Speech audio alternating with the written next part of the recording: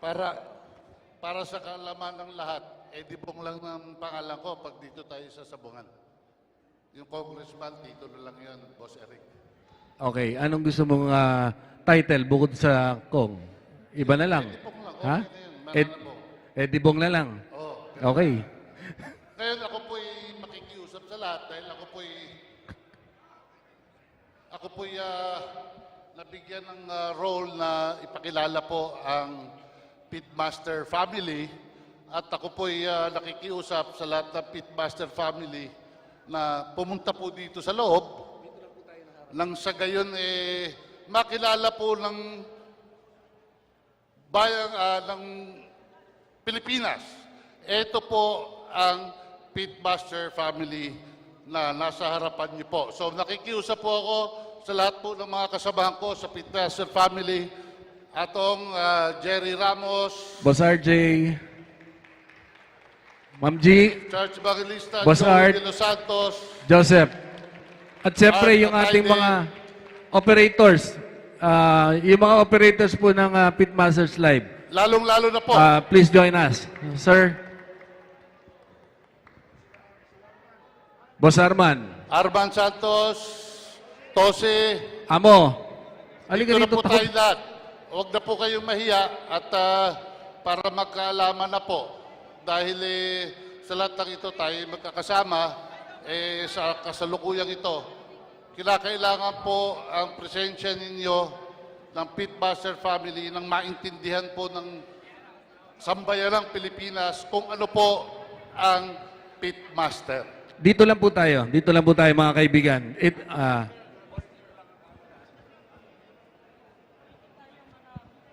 Ang dami nyo nakapula. Ha? Ano kayo? Ang dami ba nakapula? Ano ba meron?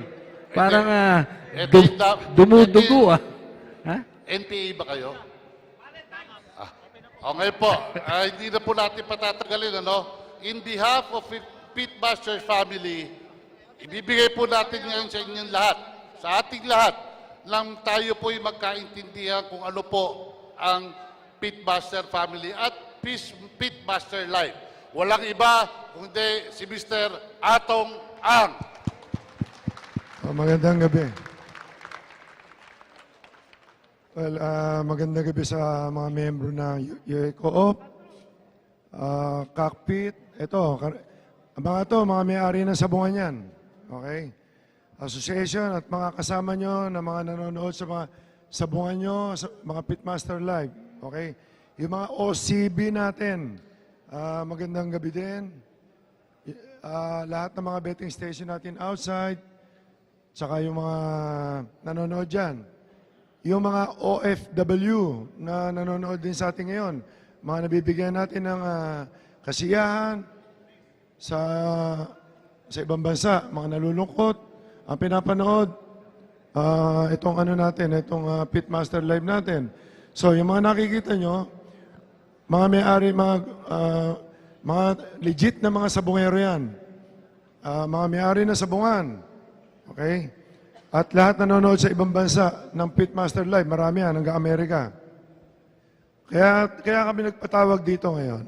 Kasi gusto lang natin sagutin ang isang dating dating congressman at idol nung araw sa mga paninira niya sa ating Pitmaster Group.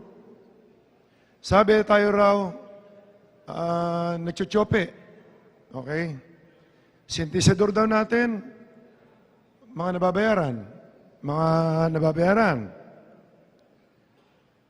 Ang grupo raw ng Pitmaster, gusto raw kontrolin ng sabong. Tapos gusto rin daw namin labanan dahil nagbabanding kami, gusto raw namin labanan ang mga digmaan at bakbakan. Gusto raw namin patayin lahat ang negosyo. So, kailangan natin sagutin niya kasi unfair naman. Alam naman natin, maski nung araw pa, lalo ako, hindi ko itinotolerate ang kalokohan dyan. Ang gusto ko lang talaga, maayos ang industriya ng mga sabong. Lumaki ang industriya natin. Kasi marami akong plano dito. Ngayon, nakita nyo, malinis na yan. Ilan ang member natin dito? Yung original kami na, siguro mga nasa 30 kami. Sa tingin nyo ba, lahat yan, makukumbisi ko sumama eh. Lahat may mga utak yan. May mga pera yan. Alam nila kung tama, alam nila ang tama at mali. Okay? So, simula tayo. Total, ikaw naman ang binaban. Hawakan mo yan. Ito istorya niyan. Noong 80s, ang sabungan na pinaglalaban ng mga big time ay Araneta Coliseum, Roligon, at San Juan. At late 80s, ako ang humawak ng San Juan noong panahon na yun. Napunta ako sa Amerika, 2000, bumalik ako 2006. Mga late 2000 hanggang ngayon, marami na nagbago sa sabong. Dahil sa new technology, nagkaroon ng video streaming at online betting ng sabong sa abroad. Dahil din siguro sa hirap ng buhay, ang mga sabungan karamihan ay nalulugi na. Madami ang nagsasara or binibenta dahil hindi biro ang mag-host ng derby. Talagang hindi biro.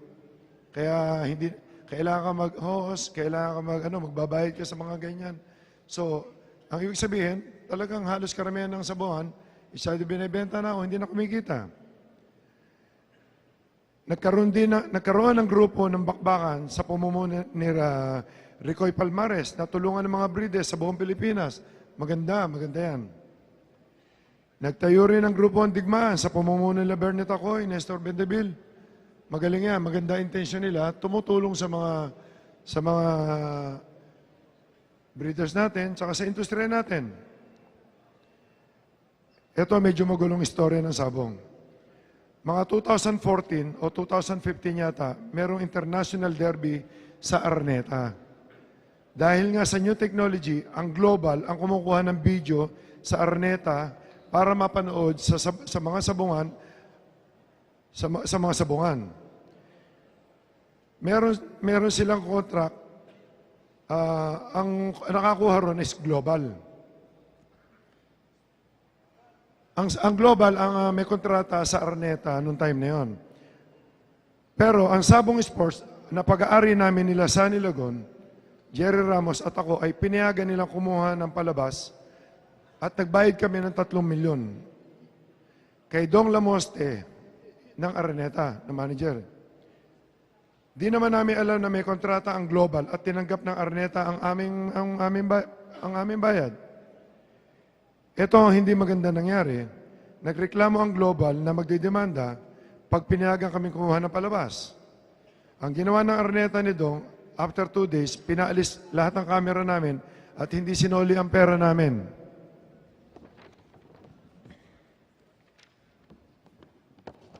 Ang ginawa namin ay dinemanda namin ang Araneta sa kalokohan nila.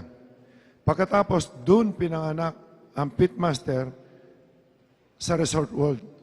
Na binubuo nila Jerry, RJ Mia, Go Plaza, Sunny Lagon, Eric De La Rosa at ako. At maraming sumuporta dahil alam nila ang Araneta for how many years? Ayoko na magsalita muna ng masama. Okay? Naging successful at sumikat ang pitmaster at dumami ang mga sumasali taon-taon. Nakikita niyo yan. Ang pitmaster group, alam na lahat na ang kinikita namin ay tumutulong kami sa mga may sakit, pag may bagyo, at maski anong tulong sa tao. At lahat ng sumasali ay meron sukli ng entry, parang bayad sa pagsali nila. Alam na lahat yan. So sa madaling salita, kaya namin binuo yan para meron tayong libangan, para maging masaya yung mga tao, tapos huwag na lang yung one-sided. Okay? Nagplano rin kami sa ginawa sa amin na tulungan ng mga maliliit na breeder sa buong Pilipinas na makilala sila at mabenta ang mga istag nila sa pamamagitan ng pagband ng Pitmaster Band. Wala kaming plano na kalabanin ng bakbakan at digmaan. Wala rin kaming plano ng tournament na meron na parang kikita kami, parang ng mga digmaan, yung mga ganyan. Gusto lang namin tulungan ng mga breeder na maliliit na mabenta yung mga manok nila, kaya babandidan namin. So, ibig sabihin, pag binandidan namin yung mga hindi nabandidan, binabandidan namin sila, mabebenta nila yung mga manok nila. So, magkakatulong kami ng bakbakan sa kadigmaan. So, maliwanag na iisa kami. Ito pa ang maganda nangyayari ngayon. Lahat ng sabungan ng mga nalulugi na hindi masyadong kumikita, ay kumikita na ngayon dahil sa video streaming at online betting na ginawa namin na ang lisensya galing sa LGU at supervision ng GAB. So ang palabas na ginagawa natin dito, napapanood sa mga sabungan nila, napapanood sa mga OCB, tsaka sa ibang bansa. Ang dami namin nabibigyan trabaho ngayon. Libo-libong teller. Sa buong Pilipinas, ang dami. Nakarecover lahat. Ang mga breeders, nabibenta na yung mga manok na maayos. Pinipilit natin na maging malinis ang sabong. Okay? Ang Pitmaster ay naging UACOP na ngayon, samahan ng mga sabungan at matitinong sabungero. Halos lahat ng member namin sa buong Pilipinas, matitinong sabungan at sabungero.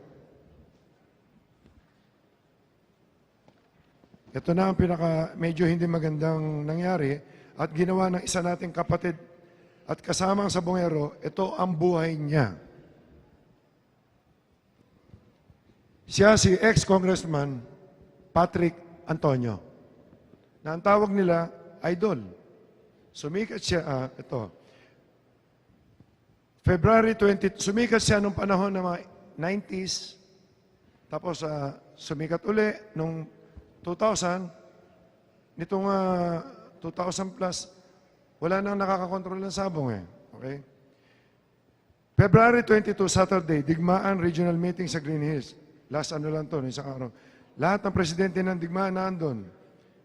Biglang dumating si Patrick Antonio sa meeting nila at hindi naman siya imbitado. Nagsalita sa microphone at nanira at gumawa ng istorya.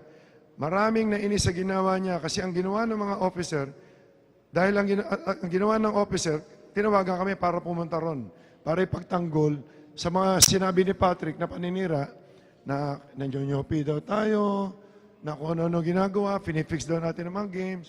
Yun ang mga sinasabi niya ron. Sino tong ex-congressman Patrick Antonio na to? Ito ang pagkatao niya. Siya ang dating sikat na idol noong 90s at 2000. Entry name, Sagupaan. Okay? Tumakbong governor or congressman sa Cagayan noong 90s. Congressman, governor, pero natalo dahil suplado eh. Okay? Actually, halos kasabay kong lumaki ito eh. Tumakbong congressman ng party list ng Agbiag dahil sikat siya sa sabong. Nanalo naman. Dahil hindi alam ng mga tao ugali niya eh. Kung mapapansin nyo, ito si Patrick, walang kaibigan yan. Alam na lahat dito yan. Wala nga kasama sa sabungan yan. Dahil napakasuplado, ang tingin niya sa sarili niya, siya ang pinakamataas at pinakamagaling magmanok. Alam niyo naman lahat yan, hindi ako nagsisinungaling. Okay? Dahil sa ugali ni Patrick, na suplado at masakit magsalita, nung siguro mid-1990s, noong 1996, napatrouble si Patrick, nagpasabong niya sa Roligon. Dahil sa kabastusan niya, may binastos siya na isang kasamahan natin sa Bungero, sa Roligon.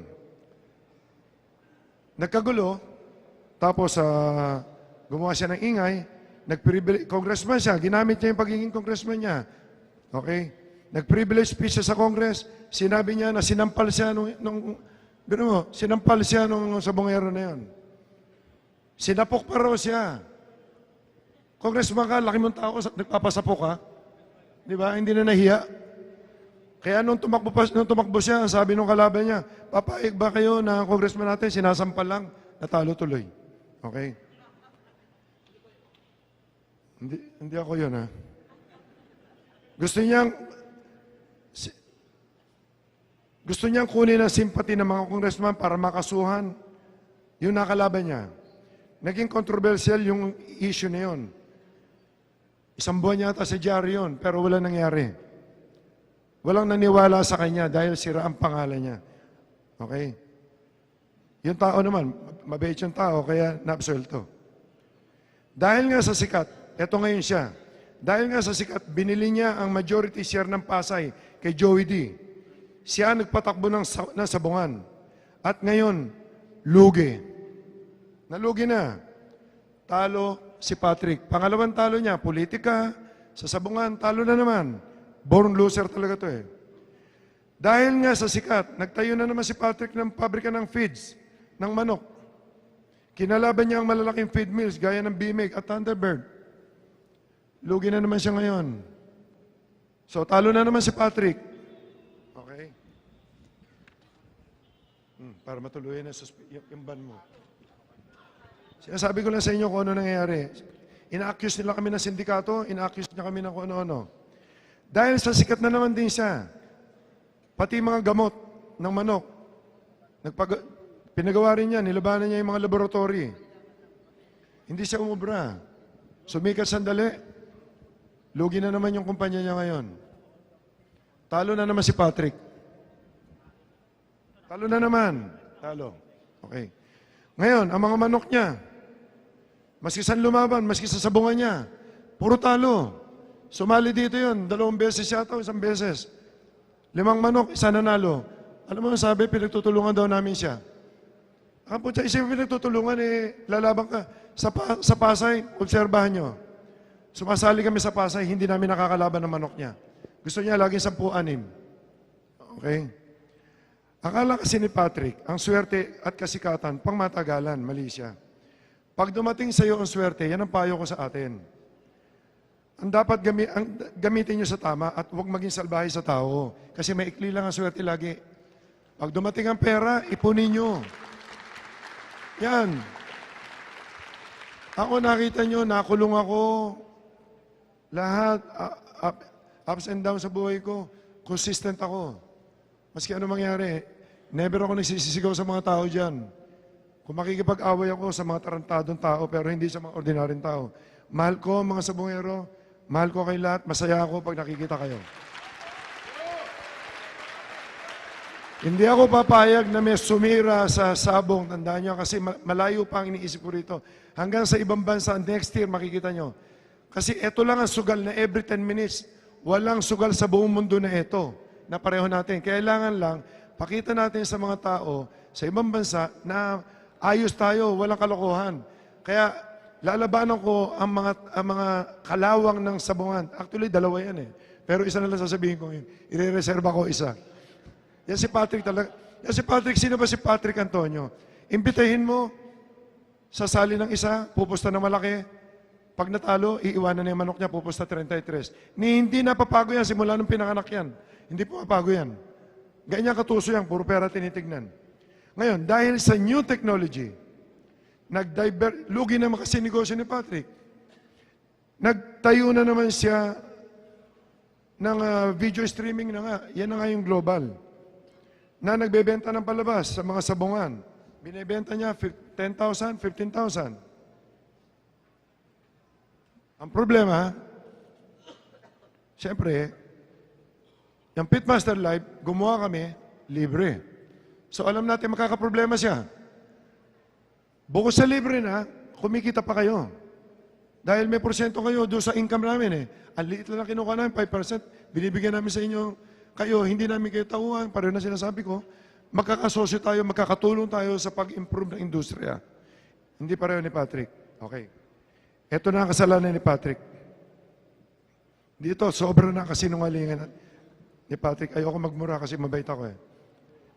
Noong February 22, Saturday, hindi ba sabi ko, nag-meeting ang digmaan. Nagsalita si Patrick doon. Ginamit ang microphone. Kaya ginagamit ko itong microphone ngayon para sa iyo, Patrick. Okay? Siniraan niya ang grupo namin, lalo na ako. Ang sabi niya, kung gusto niyo marinig yan, naka-record yan. Okay? Ang sabi niya, nag-usap daw kami at ininsulto ko daw siya at pinasasara ko daw ang global niya. Yun ang sinabi niya. Ang sabi pa ni Patrick, ang Pasay daw at ang business niya ay pababagsakin ko, yung sabungan ng Pasay. Yun ang kinukuha niya simpati ng mga tao eh. Okay? Pero pinagtatawa na naman siya, hindi niya alam. Habang nagsasalita siya, tumatawag sa amin yung mga tiga ron. Ang sabi niya, nagmakaawa daw siya sa akin dahil sa pamilya niya, ang business na yun. Huwag ko raw kalabanin. Hindi naman ako nagtitinda ng patoka. Hindi ko naman nilalabanan yung mga laboratory. Sa tingin niyo ba si Patrick sa suplado niya magmamakaawa siya sa amin? At hindi ko ugali mga pinantao.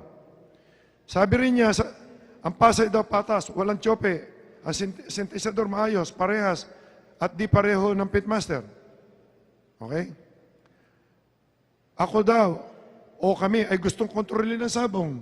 Sino ba kumokontrol? Siya nga eh. Gamot, sabongan, patoka, video, lahat gusto niya negosyo. Gusto niya kanya lahat. Gusto niya kami pag-awayin ng digmaan. Nagbabande daw kami para magbigay ng premyo. Kaya kami nagbaband doon sa mga breeder na hindi nabandidan, walang pambayad ng 16,500 dahil limited ang pondo ng mga maliliit na breeders. Binabandidan namin sila sa 12 pesos lang. Halaga ng wimban, wala kaming kita diyan. Binibigay namin sa kanila lahat para maibenta, magamit sa Maynila ang mga manok ng breeder. Ito ang totoong nangyari sa meeting na yan. I think nandito yung asawa ni Tony, yung ano tawag niya, in-laws niya, si Erica. Si Erica, nakapakabait niya. Hindi ko lang pwedeng pagsalitain dito at baka mamaya palayasin na naman ni Patrick. Okay, mamaya kukwento ko pa si Patrick. Marami pa yan. Dalawang page na lang pala to. Ito ang totoong nangyari sa meeting na yon. Since tinawagan ko si Erica, sabi ko, Erica, sabi mo kay Patrick, gusto ko siya makausap para doon sa negosyo niya. Dahil yung negosyo niya, yung global, nasasagasaan na namin. Gusto ko mag-usap para magkaroon ng joint venture. Magtulungan tayo. Okay? Tapos, sinet niya, kami ni Eric, nakipag-usap sa kanya. Ang in-offer ko, kinuwenta namin ang kinikita ng global niya, more or less, ang natitira mga 4 million. Kami naman kasi libre, pero may income kami dahil may betting. Okay? So, ang sabi ko, Patrick, diretso ko yung camera sa mata ko, makikita nyo. Ang sabi ko, Patrick, sabi ko sa'yo, bibigyan na lang namin ng pera mo, mag-joint na tayo, gamitin natin yung mga makina mo, tsaka makina namin, bibigyan kita ng mga 5 million sa isang buwan, happy ka na ba? Yun ang in-offer ko. Yung pangalawa, yung sabungan mo, since may hina na yan, bubuhayin natin. Every Friday, yung grupo ng Pitmaster, magpapaderby tayo dyan every Friday para dyan kami magpapasabong. Yan ang papalabas natin para mapanood sa ibang bansa at babayaran ka pa namin. So, tulong pa rin. At yung mga patuka mo na wala nang bumibili, ipapalabas natin lagi sa stream natin, napapanood ng mga tao at mabibenta yan. Tulong-tulong lang tayo, Patrick. Sabi ko ganon. So, hindi naman sumagot si Patrick. Ano pa sinabi niya? Wala naman, no? O, naghiwalay kami nang walang pinag-uusapan. Yun lang. Okay. Na-memory ko na pala. Si Patrick, talagang napakalikot niyan. Tignan niyo to, talagang lahat ng sinabi ko sa iyo, yan ang totoong buhay ni Patrick. Nasundan ko yan, sabay kami halos na ano eh. Kami ang magkalaban lagi sa sabong nung late 80s, 90s. Lagi akong dihado. Yun ang gusto ko. Dahil mas malaki tama ako lagi. Ako talaga laging kalaban niya sa sabong. Kaya buti na lang, hindi kami nag-away. Pero talaga yatang loser siya talaga at traitor. Tignan niyo na lang to ha. Example ko sa inyo, andyan lahat ng mga mananariya. Noong nagpapanalo siya, ang pinakamagaling na mananari natin si Noli, alaga niya yan. Puro champion. Binigyan pa niya ng kantin. Noong napagtatalo na siya kasi puro bulok ang manok niya, pati kantin tinanggal, pati si Noli tinanggal. Tignan niyo kung anong klaseng tao yan. Noong 90s, nagpapanalo siya, ang kinukunan niya ng manok, si Lance De La Torre, ang galing na breeder. Noong napagtatalo siya, dahil bulok na manok niya, ang sinasabi niya, bulok yung manok ni Lance De La Torre, iniwanan si Lance. No, sumikat na naman siya noong 2000. Ang ginamit niya ay Sculin Brothers. Gumaling na naman ang manok niya na pansamantala. Pagkatapos noon, siniraan na naman niya yung away na naman sila. Wala siyang hindi nakaaway. Actually, pag naglalakad siya, yung anino niya, wala sa tabi niya eh. Ayaw na rin sumama sa kanya. Ngayon, itong huli si Arnold. Ginagamit niya. Ngayon, nasa si Arnold? Imbis na kasama niya, kung saan nagpapapinance ngayon. Di ba? Kami, tignan nyo kami mga big time sa Sabong. Lahat ng mga tao namin, yun at yun din. Dahil marunong kami mag-alaga. Ako, mga trainer ko, 30 years na sa akin. Maski wala ako, punta ako ng Amerika, ayos pa sila lahat. Saksakan ng sinungaling yan. Ngayon, dahil sa hindi ka bagay, ito Patrick, lahat tayo rito. Kapareho na sabi ko nga sa inyo, ito na yung huli. Mahal ko ang Sabong, ang industriya natin, pilitin natin ayusin, ang kalawang ng industriya na to, alisin natin sa industriya na to. Ikaw, Patrick, mahilig ka magpaaway ng tao, mahilig ka mang-ape. Napakasinungaling mo pa, leche ka. Okay? Hindi, sinasabi ko lang, kasi yung sa mga tao eh. Okay? Mula sa araw na to, lahat ng pasabong namin, ban ka na, hindi ka namin kailangan dito. Ngayon, nakikiusap ako sa mga kasamahan natin sa Bungan. Nakikita niyo naman si Patrick. Pagkasasali sa inyo, huwag niyong tanggapin. Basura yan ng sabungan. Ever since. Sasali yan, pag nagpapanalo manok niya, paparada ng malaki, galit pa yan pag hindi nakasa. Pag natalo manok niya, iiwanan yan, hindi kayo pupustahan. Ito, totoo to ha. Nung kalakasan ng Pasay, gusto niya pabaksakin ng NCA. Walang kaibigan si Patrick ha, maski sino. Sinasabi ko na sa inyo. Ngayon, yung manok niya na sinasali niya sa NCA, nakikita niyo nakasulat, finance, ni hindi niya pinupustahan yun. Pinapapinas niya kila Joe Santiago. Isipin niyo kung anong klaseng tao yan. Di ba? Walang prinsipyo sa buhay eh. So, ibig sabihin, inaano ko lang, na nakikiusap din ako, linisin natin, pag-anuhin na natin, na iba na natin yan sa lahat ng sabungan kasi basura yan. Huwag niyo rin bilhin yung produkto niyan dahil laos na yan eh.